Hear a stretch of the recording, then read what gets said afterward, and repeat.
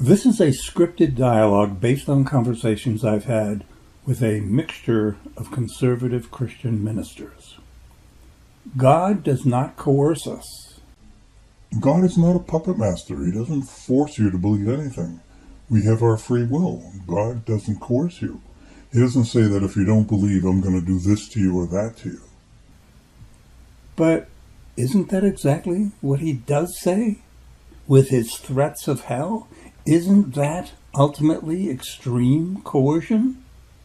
He clearly says in John 3:18 that if you don't believe, you'll end up in hell. He who believes in him is not condemned, but he who does not believe is condemned already because he has not believed in the name of the only begotten Son of God. That's coercion. Just because it happens only after you die, that doesn't mean you can say that God is oh so fair and kind because he doesn't coerce anybody here and now. To me, hell is extreme coercion. I don't see it that way. I see cause and effect. Mankind sinned through Adam, and God is trying to reconcile us to him. Did this minister deal with the issue of coercion? I don't think he did. He avoided it by bringing up cause and effect and Adam's sin. How does that address the issue of the ultimately coercive nature of hell? It doesn't. Christians do that constantly. Instead of answering a question, they avoid the issue by bringing up some related Christian doctrine that's off the point.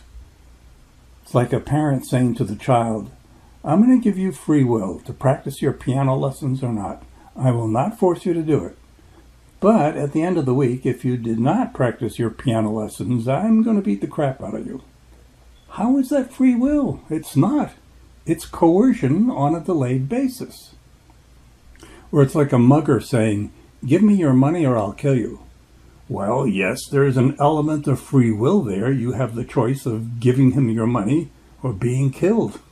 That is hardly an exercise in free will. It's an exercise in coercion. I'll never forget a nun I talked to back in the mid-90s. We were talking about the issue of coercion and the church and how the church will not approve of a mixed marriage unless the non-Catholic party agrees to bring up their children as Catholics. I felt that insisting the kids be exposed to Catholicism is a reasonable demand, but that they be brought up as Catholic is an exercise in coercion. But she insisted that this was an exercise in free will, since the pair had the option of not getting married. I thought that was an appallingly subjective way to look at it. My father was a Protestant. My mother was Catholic, so we were brought up as Catholics. Is that really religious freedom now? When the kids have to be brought up as Catholics? To me, it's more coercion. If the church taught that the kids of a mixed marriage have to be exposed to Catholicism, that would make sense to me. But if it says they have to be brought up Catholic, I think to me that's like a little violation of freedom, religious freedom. Well, the freedom part was taken care of because when they, if I remember correctly, in those days they had to sign a paper that they would be brought up in the faith of a Catholic person. So they had a freedom to sign or not to sign that paper. Yeah, well, they paid a heavy penalty, then they couldn't. But they knew it. They knew it. Don't you feel sorry then for what if the two people are in love and one is a strong Protestant? One is a strong Catholic? Yeah, then that marriage just does not happen because the guy or the woman doesn't want to sign that paper. But if they did sign it, then they gave it freely. They weren't forced to do it. Well, they were forced not to marry. It's basically saying you can't marry. That was their option. Ooh. But my real interest in asking that question though is where's the compassion for the two people? That's their own freedom there. My understanding is that even today, the kids of a mixed marriage must be brought up Catholic. To Sister Eleanor, this policy is an exercise in religious freedom because the couple is free to choose not to marry. To me, such a policy is an exercise in religious coercion, not freedom. When people were burned at the stake during the Inquisition, was that likewise an exercise in religious freedom? They had a free choice to accept Catholicism or to be burned to death. We're not forcing them to be Catholics. They're perfectly free to be burned to death instead. Really? I mean, that is the logical extension of that kind of self-serving interpretation of freedom. Hell is not literal fire. Your atheist friend has chosen to reject Jesus, and he'll pay the price for that. And that price is to be tortured severely forever. I don't think it's torture. I really don't know what hell is like. The Bible doesn't really say what hell is like. Yes, it does. Well, it says weeping and gnashing of teeth. And fire and being tormented forever. Yeah, day and night. Exactly. Day and night forever. Exactly. Revelation 20:10. And they will be tormented day and night forever and ever. The intention there is not to describe what hell is physically like. Yes, it is. It's describing what it is physically like. It's like fire. It's not necessarily saying it's literal physical fire, but it is saying it is like physical fire.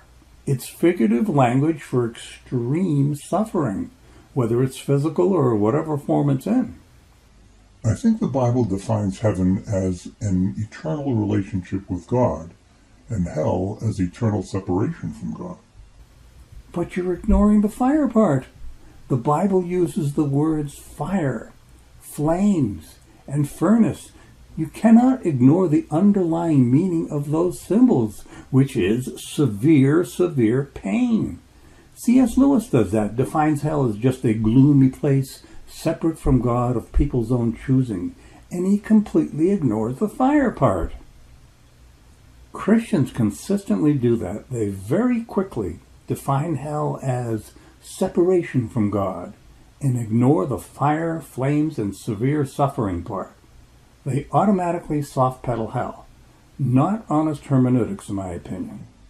It's not for us to say who is in hell. If it's real for Jesus, it has to be real for me. Right, but you're assuming Jesus is God and that anything he says must be correct. But for me, if Jesus tells me to go kill the next 10 people I see with a machine gun, I don't say, well, I have to do it because Jesus said so. I say such a command is so awful that this man cannot represent God. Jesus wouldn't say for you to do that. He did in the Old Testament. He said, kill all the Canaanites down to the last infants. The Old Testament God is Jesus' God. In fact, theologically, Jesus is God, so that is Jesus ordering those genocides in the Old Testament. I find Jesus is very intolerant. He assigns all non-believers to hell. Gandhi knew about Jesus, and he conscientiously rejected him in favor of Hinduism. So you think Gandhi's in hell? Yes. Ooh, if I'm a Hindu, I'm very upset. I'm going to throw this glass of water in your face. It's not for us to determine who is in hell. We have limited human understanding. Yeah, but your God makes it very clear who goes to hell. Unbelievers, non-Christians go to hell. You love to quote John 3:16, for he so loved the world he gave his only son, but you always ignore 2 verses later, John 3:18, where it says unbelievers go to hell. He who does not believe is condemned already, because he has not believed in the name of the only begotten Son of God. And so what if we are limited human beings? We don't have to be omniscient to know that key biblical ideas are immoral, like hell, or slavery, or genocides. Jesus' view of hell. Let me ask you something. When you come to the Word of God... Well, hold on a second, hold on. You just did something I have a problem with. You said when you come to the Word of God, you assumed that this book is the Word of God. You presented that as a given. But you can't slip in that assumption, because that is the very issue we are debating, whether or not it is the Word of God. Like, if I stop by saying, let me ask you a question. When you come to this fairy tale, I can't start with that assumption. It's like sneaking in the conclusion ahead of time. You Christians do that a lot. You presume the premise 100% and argue from there, when what we are arguing about is that very premise. Is this the Word of God in the first place? Now I forgot what I was going to ask you. Oh, I have a question. You said at one point you used the words, I hope I'm wrong. What did you mean by that? What were you referring to? Oh, that I'm wrong about the question of hell. That you, for example, would be sent to hell. I don't want to see anybody in hell. I have a couple of relatives who reject Christianity, and to think their kids are not being raised in a Christian home, what's going to happen to them? That really bothers me. That would be devastating to me. But I can't deny what I believe about Christianity. Just because I don't want hell to be true, that's not good enough reason for me not to believe it. I think the idea of hell is good enough reason to not believe in Christianity. If the biblical God is going to send my atheist friend Larry to hell just for not believing, to me that's insane. He's an emergency room physician. He spent his life helping people. If there is a God and an afterlife, he deserves a good afterlife, not never-ending torture. That's crazy. And that's another thing about your theology. The dichotomy of heaven and hell, bliss versus torture, one extreme versus the other extreme. That's not rational or fair. I believe in a God who gives us whatever we deserve, commensurate with our behavior. I don't have the same interpretation of hell as you, as eternal fire. But you have to. If you're a Christian, you have to have the same view of hell as Jesus does. And he talks about fire and flame and furnace. Hell as hyperbole.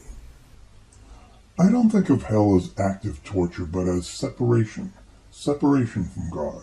The descriptions of hell are hyperbole. It's just like a mother might say to a misbehaving child that he's going to get it when he gets home, sounding like she's going to thrash him. But in actuality, she makes him stay in his room for the evening. She just wanted to make a strong point. So you're saying hell is an exaggeration in order to get the point across? Yes, and I think in our modern minds we have this twisted idea of hell with images of Dante's Inferno. I think you're glossing over what Jesus actually said and what Revelation 20:10 actually says. It says, quote, and they will be tormented day and night forever and ever. That's very clear to me, and I cannot ignore it.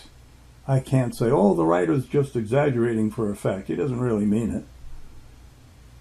To me, if Jesus really were the Son of God, he would never have allowed that kind of cruel exaggeration to take root, of people being burned endlessly. Christians, I ask you, how can you have allowed yourself to be so indoctrinated, so brainwashed, as to accept the idea of endless, severe torture as a fair and loving doctrine, instead of what it is, a doctrine of hate and religious extremism? I came across a quote from a former Christian. I think he makes the right point about hell here, the point that Christians are trained to gloss over. Quote, all the kind and gentle words of Jesus cannot possibly compensate for the evil that is eternal punishment.